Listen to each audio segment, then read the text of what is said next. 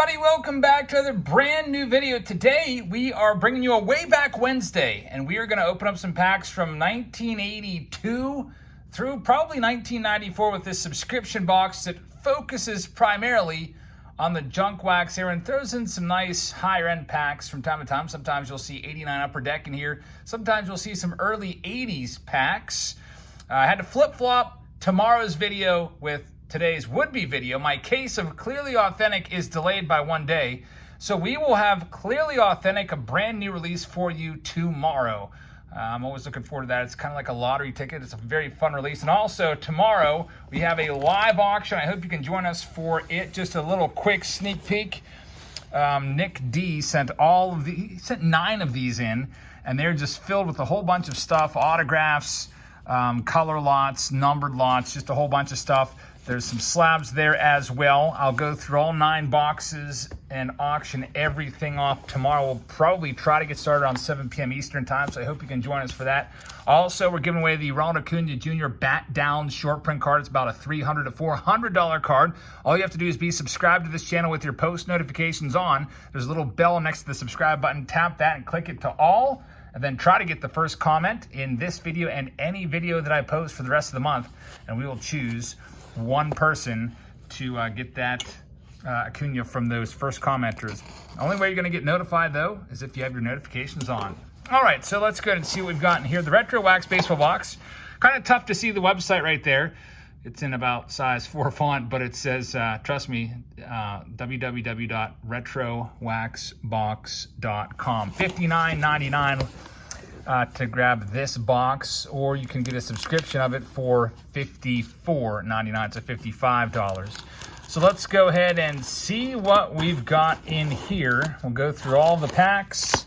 We'll see what our higher end pack is, which is usually the oldest of the packs. Maybe it'll be an 84, 83, 82.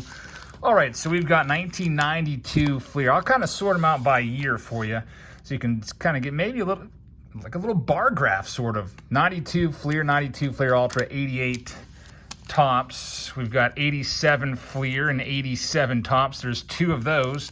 There's also an 87 Donruss and a second 87 Fleer, which is pretty awesome. 1991 Bowman. I really like this release. I have fond memories of opening boxes of those as a kid. 1994 Tops. We've got 1992 Upper Deck, 93 Upper Deck, which is usually very bricked up, but hopefully it's not going to be. Oh, we've got a 1991 Tops pack, which is nice. So 91 Series 2, which is also a pretty good one because you got a shot at the Mickey Mantle autograph. There's a 1990 Tops, 90 Donruss. I saw this out at the flea market the other day for $4 a pack, except this one's not moldy, thank goodness. There's 88 Score, 88 Donruss, 88 Fleer. We've got a 1991 Leaf. We've got another 1991 Leaf. We've got 90 Bowman. There's our old pack. That's gonna be the highlighted pack in this month's edition. 1982 Donruss. So we'll go after the Cal Ripken Jr. rookie card there. There's another 87 Donruss, 89. Here's our 89s, 89 Bowman and Donruss. Chance at Griffey, 89 Tops, and 90 Score. So let's go and just work our way back. I guess I'm gonna have to move these up so you can see them all. That's the breakdown from oldest, well, that's the oldest to most recent. We'll go 1994 Series 1 first, and we'll see what we can get for our Topps Gold card. And maybe we'll get the Billy Wagner rookie card in here. And we'll keep an eye out for Hall of Famers as well. And these are sticking together just a little bit, which usually happens with cards from this era. There's Paul Wagner. I used to like him as a kid because he was a Pirate. I used to like all Pirates as a kid. Our first Hall of Famer, unfortunately, has some paper loss because of the stickiness of the cards. It's Rickey Henderson back when he played with the Blue Jays. And unfortunately, the rest of these cards are not going to be salvageable. So next we go to another sticky pack. Likely to be sticky, 1993 Upper Deck as we work our way back towards the oldest. There's Harold Reynolds on the top. This was one of my favorite releases, by the way. As a kid, I really liked 1993 Upper Deck a lot. I used to buy a ton of these packs. I was actually building the set of these. I had a little notebook piece of paper with all the numbers that I needed. I'd open a pack, I'd look at all the cards on the back. Eventually, it got down to the point where I needed one more card. It was the JT Snow card. And when I finally got that one, completed the set, I was really ecstatic. There's a Howard Johnson That's from the Walter Ayus collection. Little insert card there of Hojo. And not much else going on here. I used to like these kind of cards too. These team cards, they would feature some of the star players from each team. I thought those were so cool as a kid. We're moving back now to 1992 Topps. Actually, not Topps, sorry, Upper Deck. It'd be nice if we had some 92 Topps in here. As you know, I'm a Topps guy, but 92 Upper Deck. Also having a little bit of issues with opening some of these packs today, as you can see.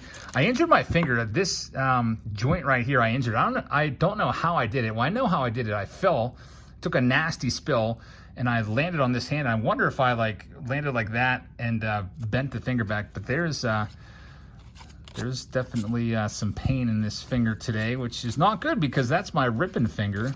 So hopefully it gets better by tomorrow. That would be nice. There's Charlie Hayes. You might think, how the heck did you take a spill? Well, if you're on the $99 tier Patreon, you know I have those boxes that I send you your stuff in. Well, those come in lots of 100. And I was working on the $99 tier, and I had some left over, and they were just laying on the floor. There's a stack of them. And so I was walking over to get something, and I just figured, I'll just take a shortcut. And I stepped right on the stack of boxes. But the boxes were staggered in such a way like this, kind of. So I stepped on the box here, and they went like that, and then I just went straight down. And luckily, only injured my finger. But anyway, let's see what we've got here. 92 Fleer Ultra is another set that's not that great. There's not a lot of rookies to talk about. Really, 1992 is kind of a forgettable year for baseball cards, minus, of course, Bowman. There's a Bowman pack in here that would be pretty crazy, as you know. Mariano Rivera is the really good card to go after there. Here's 1992 Fleer. I hated these as a kid when they came out initially, but then they kind of grew on me a little bit. They're definitely not as bad as 91 Fleer. There's record setters David Cohn. We've got Dave Justice.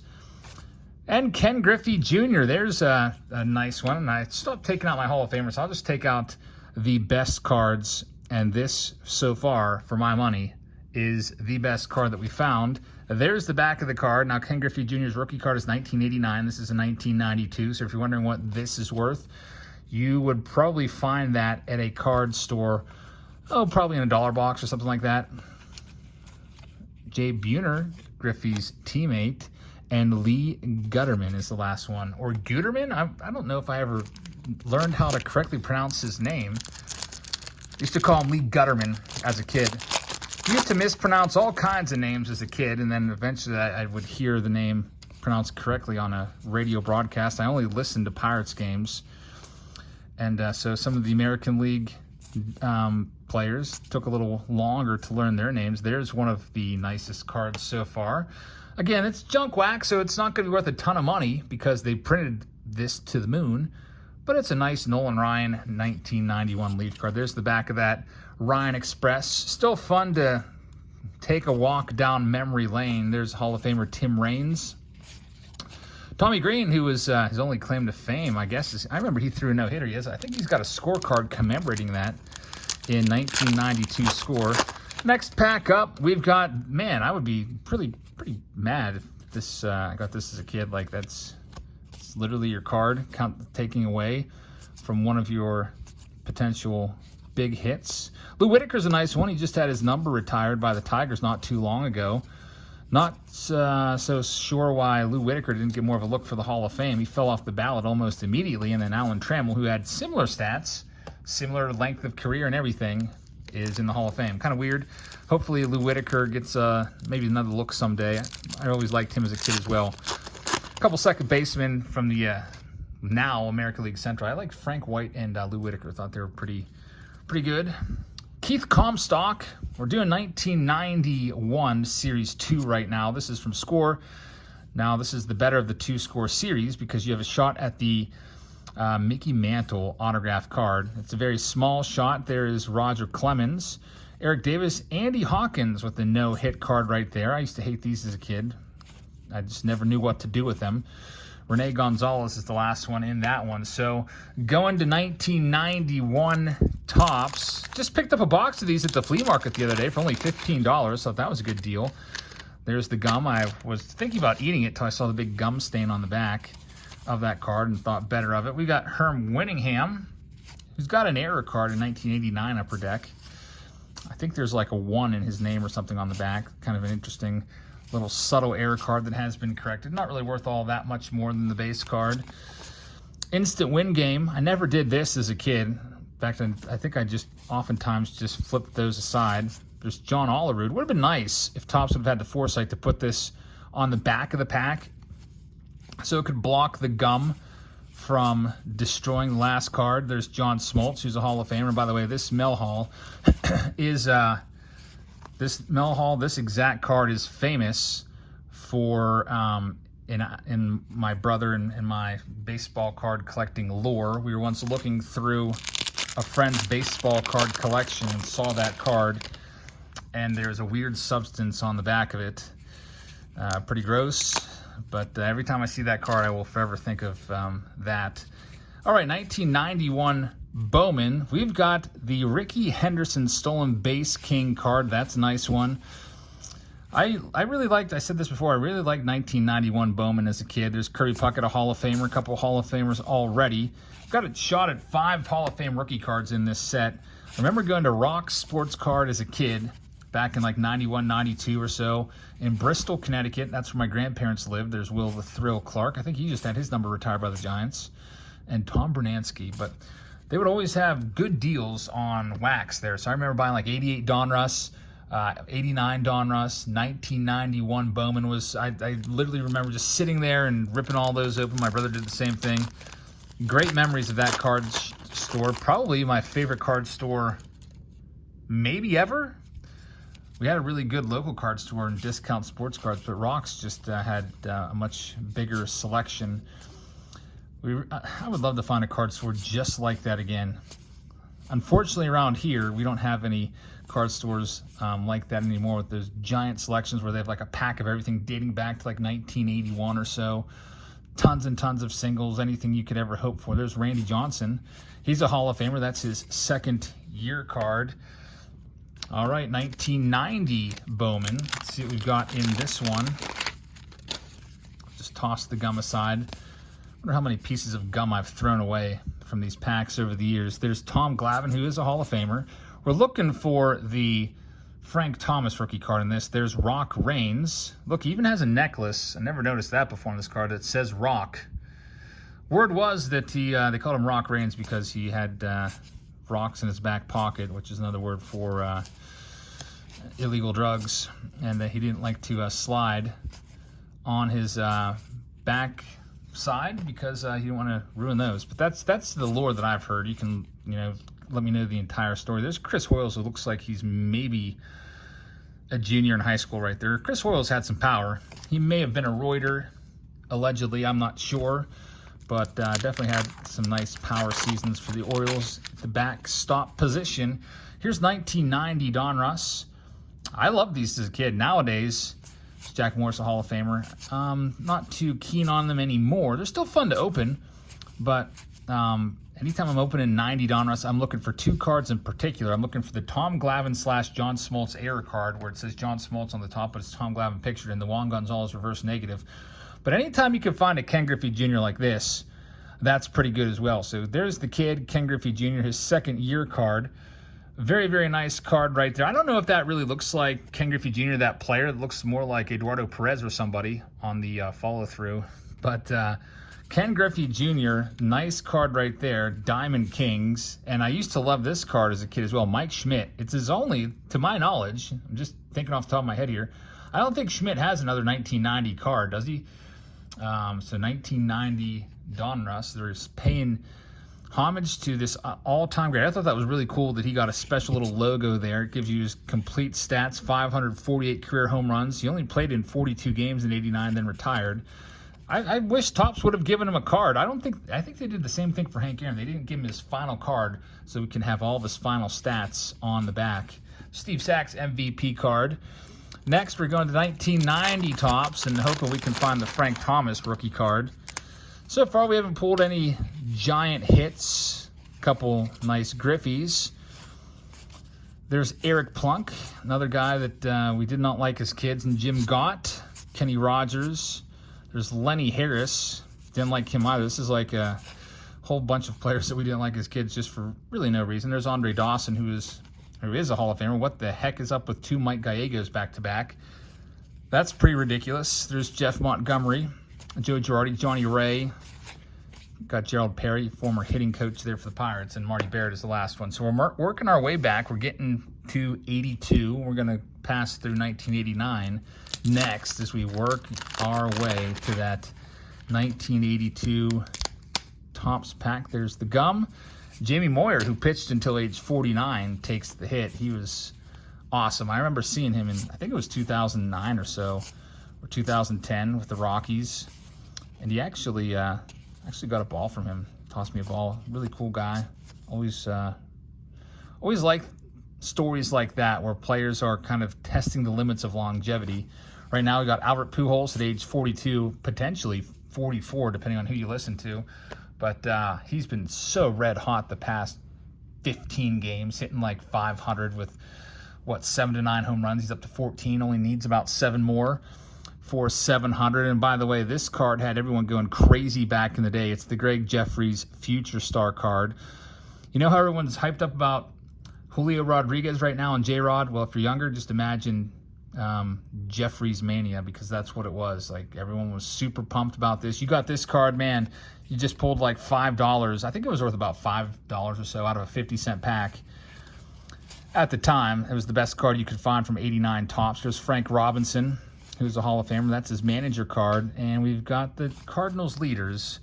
Nice card right there. Got a little bit of, I don't even know what that is, packing peanuts or something on the finger. Next, we've got 89 Donruss, and we're going to hope that we can find the Ken Griffey Jr. rookie card. Instead, we've got Ron Jones, rated rookie. We'll see if we can find anybody of note in here. I always liked this set as a kid. I used to buy these at Tobacco Village for like 50 cents a piece. All of my 89 Donruss cards from my childhood are not in the greatest condition. I think I would say those are probably the worst condition cards I have as a kid. I don't know why. I didn't take better care of them. Maybe they were some of the first cards I bought. I do distinctly remember the first pack of cards that I bought that was baseball was 89 Topps. And 89 Donruss would have been right behind it. They were the same price, both about, 45, 50 cents. We've got 89 Bowman next. We're looking for the Griffey Jr. rookie card once again. We have this card on top. That's the Mickey Mantle 51 Bowman rookie card. I almost bought this card at the National until I came across the 52 Mantle. This is an awesome card. I would love to have this one in my PC someday, probably in a PSA 1 or 2. So that's another one that's on my list. And by the way, there's the bat flip king right there, Tom Lawless. If you've never seen Tom Lawless bat flip, you need to see it. Tom Lawless, just I guess Google or probably search on YouTube, Tom Lawless bat flip. Just one of the most insane, crazy bat flips of all time. And it was before the bat flip really was even a thing. So maybe he's grandfather of the bat flip. I don't know. We've got 88 Fleer next. As we work our way through the 88s, this is kind of a weak year for baseball cards. There's Andre Dawson, but we do get the best rookie card from this pack. Tom Glavine rookie card. He is a Hall of Famer. Typically, when I go to card shows, I might see that card for $1 or $2. That's a good one, though. That's literally the best one we can find. There's Eddie Murray. Tim Belcher, who's wearing a batting helmet for some reason. There's Reggie Jackson. That's Reggie's final card. Reggie's final cards were in 88. I think we see him in 88 Fleer, an 88 Score, but no 88 Topps for Reggie that I can think of off the top of my head. There's Kurt Manwaring and John Burkett. Cecil Espy. That's a nice one. Cecil Espy used to play for the Pirates. Whenever we would go to my grandparents' house, who lived right around Penn State University, we would always take some weird back way on all these back roads. And there's this one road that was kind of like hanging right off the cliff. I always thought we were going to tumble over this giant cliff. But at the bottom of the cliff in the valley, there is a farm called Espy Farms. There's Fred McGriff. But I convinced my brother that Cecil Espy owned that farm. So anytime we would pass it, we'd be like, there's Cecil Espy Farm. There's Andy Van Slyke, one of my favorites back in the day, the Cal Ripken Jr. family card there with the father, son, and Billy. I should say father and 2 sons, Billy, Cal, and Cal Sr. And Paul Molitor, who's a Hall of Famer, and Tracy Jones is the last one. So we've got 88 Score and 88 Topps. see what we can find in these. And then 87 will be pretty nice. I like going through the 87s a lot. Got potential for some nice rookie cards there. Unlike the 88s, which, you know, they're still nice to look at. This is a very colorful set. By the way, there's an Ellis Burks rookie card. This was Score's first ever set, so their flagship set right there. Not too bad for a first effort, I guess. Here's 88 Topps for my money. Believe it or not, 88 Topps is my favorite. If I was ranking the 88 sets in order from my most favorite to least favorite, I would go 88 Topps number 1. Believe it or not, I'd probably go 88 Donruss second, which is kind of crazy because I know some people hate that set. Probably 88 Fleer next, then 88 Score. There's Will Clark. Got a little marketing piece there from Topps. Jay Bell rookie card. Eddie Milner. Jose Kendo and Rich Yet. So we've got through all of the junkiest of the junk wax, so to speak. Those are the sets that really you're not going to find too much in there. I kind of highlighted some of the cards, like the Griffey Jr. rookie cards and so on, but now we start to get a little more interesting. 87 Donruss. There's a lot of nice rookies you can find in here, such as Bo Jackson and, of course, Barry Bonds, Barry Larkin, and the like. Let's see what we've got. There's Kurt Gibson, Ron Renicky. There's Danny Tartabull. A lot of these guys that have rookies in this. Hopefully you can find Greg Maddux. There's another one. Dennis Eckersley, by the way, said one of the most high-raising things last week against the Pirates. He is a color commentator for the Boston Red Sox. And the Red Sox got up on the Pirates about 5-0 or so. It's pretty early in the game. We'll do the other 87 Donruss. And Dennis Eckersley, who must have been mad about something or having a bad day, just tore the Pirates a new one and called the Pirates, what was it? A hodgepodge of nothingness. Which is, man, that is a huge burn. So it had some Pirates fans really upset. Me, personally, it didn't really bother me all that much because the Pirates, I mean, I've had to suffer through 20 consecutive years of losing. There's a nice Pete Rose. Pete Rose looks like he doesn't know how to curl his hat there. It's kind of all like wavy. George Brett, nice one, Hall of Famer. Frank DiPino, I actually sat down with Frank DiPino and opened a box of 85 Topps. Really cool experience. That one's on YouTube if you'd like to check that one out. All right, so let's go into 87 Fleer and see if we can find the Bonds. Barry Larkin rookie card, nice. We'll take the Larkin, Hall of Famer, 1995 MVP. And Bo Diaz. Jeff Stone, Jim Sundberg. There's Gary Carter, another Hall of Famer. And Phil Niekro, who's a Hall of Famer. There he is, throwing that knuckleball. Probably also has a bunch of sandpaper in his back pocket and everything else. Chuck Finley, I think that's his rookie card. Dennis Lamp, who always had one of the thickest mustaches around. I'm sure he could hide some foreign substances in there for doctoring the baseballs, which most pitchers did back in the day. And I guess they, you know, they're not supposed to anymore, but I'm sure a lot of these guys are still using something to help them out a little bit. Sunscreen or whatever. Used to watch the pitchers in the bullpen warm up before a start, and they would always, I mean, it would be like a 7:05 start. It would be like twilight, and they would be just pouring on the spray suntan lotion on their arms. They do that so they can, you know, go to their arms, get a little bit of stickiness, get a little bit better feel on the ball. Mike Schmidt, Hall of Famer. We had his 90 Donruss earlier, and nothing else there to speak of. So we'll go to 87 Topps. We got two of those bad boys. Then we have the 82 Donruss pack, and let's see if we can go out with a bang here. Kelly Gruber, Alan Anderson, Dan Petrie, Earl Weaver, Danny Darwin. There's the not Ken, but Ricky Henderson. Nice one. We're not going to see any more Ken Griffey Jr.'s. We have the 87 Topps second pack right here. Let's see what we can find in this bad boy. All right. So there's Brett Butler and Wally Joyner Gold Cup card. Jim Fregosi. Frank Williams, I don't remember him ever. Brian Fisher, rookie card. I used to like that one as a kid because he was a Pirate when I first got into baseball cards in '89. And this pack, unfortunately, has pretty much nothing but commons in there. No offense to Willie McGee, who was a great player. And now we go down to our last pack. It's 82 Donruss. Let's see what we can find in this bad boy. Looking for the Cal Ripken Jr. rookie card. Or Hall of Famers in general. There's quite a few Hall of Famers in the 82 Donruss checklist. So here we go. There's the puzzle piece. We'll go ahead and put that one aside. Shooty Babbitt leads things off. A great baseball name right there. Shooty. Got Jerry Royster. Here comes a Diamond King. It's going to be Ivan DeJesus. Lynn Jones. There's Roy Lee Jackson. Bob Ojeda. So far, nothing crazy yet. Lee May.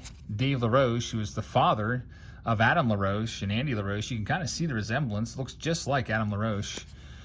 Greg Gross, Shooty Babbitt for a second time, Jerry Royster for a second time, Scott Fletcher, and Larry Bradford. So kind of a crappy pack right there. So there you have it, folks. That is the Retro Wax box. The best cards we got were on the screen. So, yeah, I hear some people in the comments already saying that you did not get anywhere near your $60 back for that. But that's, you know what? That's the way it goes with these older packs. Really, it's mostly for nostalgia purposes. Now, obviously, if we found a Cal Ripken Jr. rookie card, that would have been pretty awesome. But older packs do cost a lot of money because the supply is drying up. A box of 87 tops. 3 or 4 years ago, I remember buying those at the National for $12 a pop. Nowadays, I think I saw them at the National for $50 or $60 a piece just for 87 tops. But still, a really, really fun open. So thank you very much for watching, everybody. Hope you enjoyed this one. Make sure you check back tomorrow. We'll have 2 videos for you. We'll have the brand new release of Clearly Authentic, which is one of my favorite products to open. It'll be a quick one. I think I'll do an entire case in the new release video. And we'll also have an auction video live for you tomorrow night. So join us for that. Have a great rest of your Wednesday, and I'll see you all tomorrow. Good night, everybody.